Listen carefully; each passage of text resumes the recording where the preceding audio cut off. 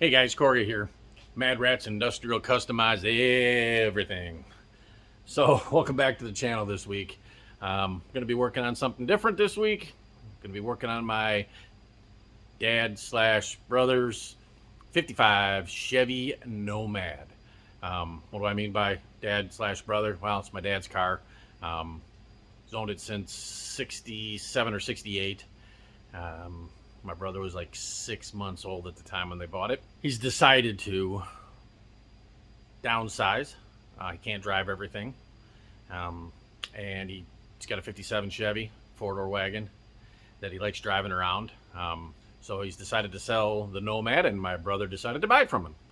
So it is now my brother's 55 Chevy Nomad. So it's kind of a rare deal. It's number 39, first day of production, out of Janesville, Wisconsin. Kind of a special car. The first 200 to 300, the numbers changed over the years. We used to think it was 200 forever, and then now it seems like there's 300 that were made specifically to be sent to the dealerships, so that it was kind of a demo. It'd sit on the dealership floor, let people look at it, check it out, and then place orders if they wanted one.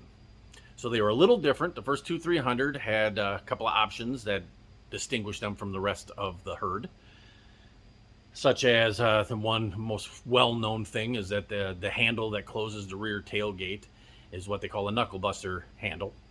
That handle was very small to put your hand in, and when you would go to close the tailgate, your hand was very close. You'd end up punching your knuckles into the molding there, kind of messed your knuckles up. So after the first 300, they decided to make that a little bit bigger and a little more usable on the ones that you ordered and got delivered to your dealership for you to pick up. The other most famous thing is the lift gate, because the tailgate opens like this and then the lift gate opens like this. The lift gate's made out of brass, which is a lot heavier.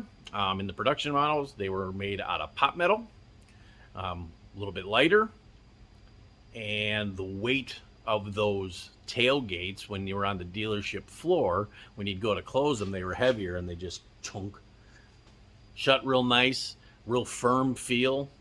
But it broke the back windows over time because of the extra weight pushing down on that roof. So a telltale sign I'll show you here in a minute is the broken rear glass, which is kind of a badge of honor.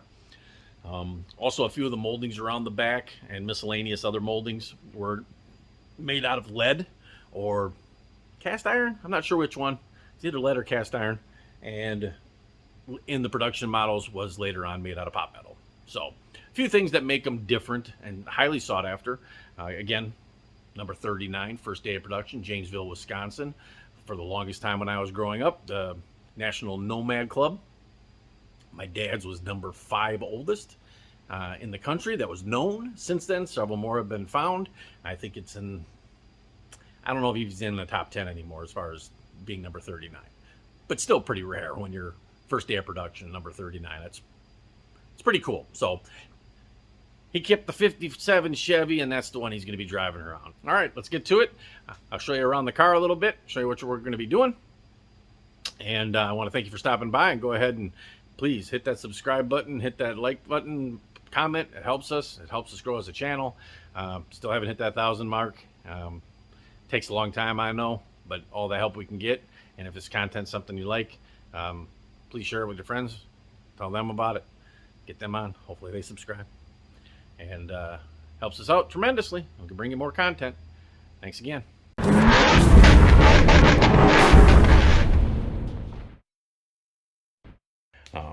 We got the tailgate left to put on yet. These are on here just to keep the dust from flying in the window. Here's that knuckle buster we were talking about. See how close that is with your knuckles when you went to shut it. You always move like this and smash your knuckles. It's actually cool, guys. So you seek these out because of that history. These moldings here are different. You can see the crack in the glass. I don't know if it shows up.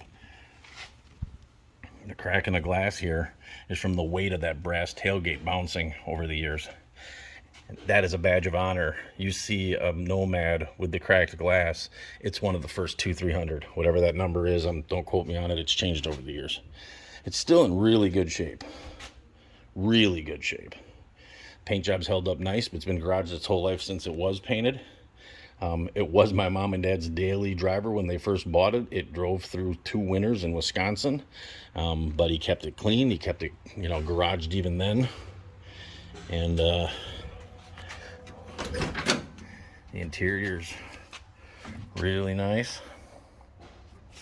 Wasn't the color I would have chose, but once it got done, we'll do some better pictures. I'll do a little quick video too, underneath what we've already done to this Nomad before I started doing YouTube. And then it sat for about 1.5 years while I was doing my other stuff and waiting on parts and so on and so forth. So you turn you around, you can see what we're doing. New tank, new shocks, new leaf springs,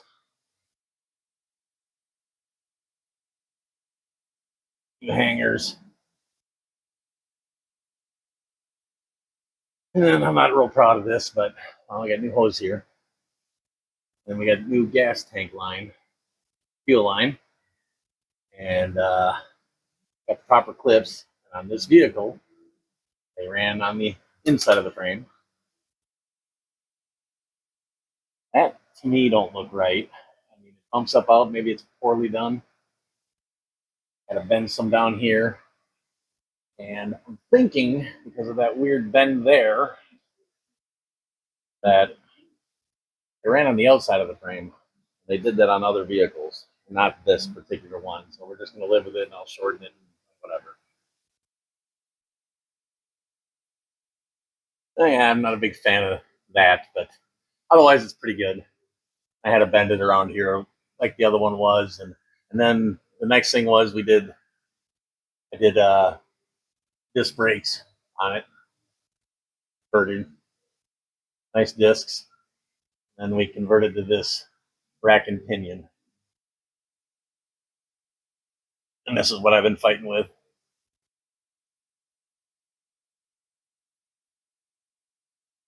I mean, it's a nice setup as far as this bracket goes where the old gearbox was, fits perfectly where those bolts were, and then there was I can't remember what was over here. It's been a while now, but it fits bolts perfectly into those holes.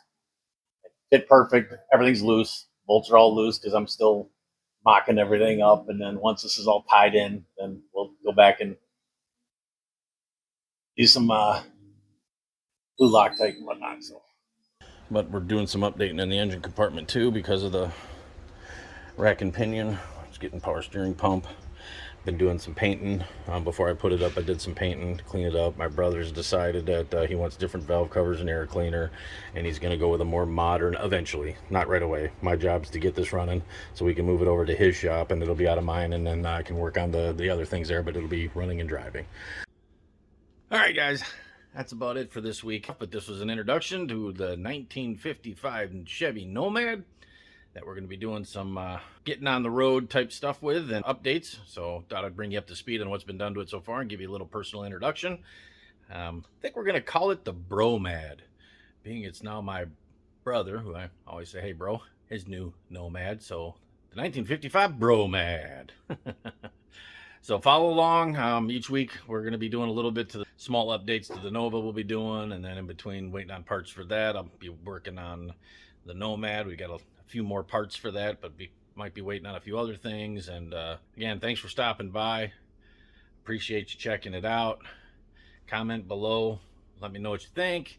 Let me know what you'd like to see. If it's something we can accommodate, we'd love to. Help us grow that channel. If there's anybody out there that would benefit from this or like to see some of this content, please have them check it out, share it, have them follow, subscribe. You know how it goes. So we're hoping to get to 500 subscribers here, hopefully in the next couple months. Be nice. We'd like to be able to get to 1,000 here, at least this year. Get to 1,000. See how that works out. So all the help we can get, we'll take it. So thanks for stopping by. Again, appreciate you checking it out, and start commenting down below, guys. Let us know what you think. Any constructive criticism, but as we always say, be nice. We're all in this together. I'm learning this as I go. This is a part-time thing, and I'm just trying to get better at it. So hopefully we'll bring you some more interesting content and things that you haven't seen before, and more stuff like that's already out there, but just a different way of doing it the way I do it. So, and don't forget, guys, don't wait for your project to be perfect to enjoy it. Do a little here, do a little there, but enjoy it in between. It keeps you motivated. Till next time. See ya.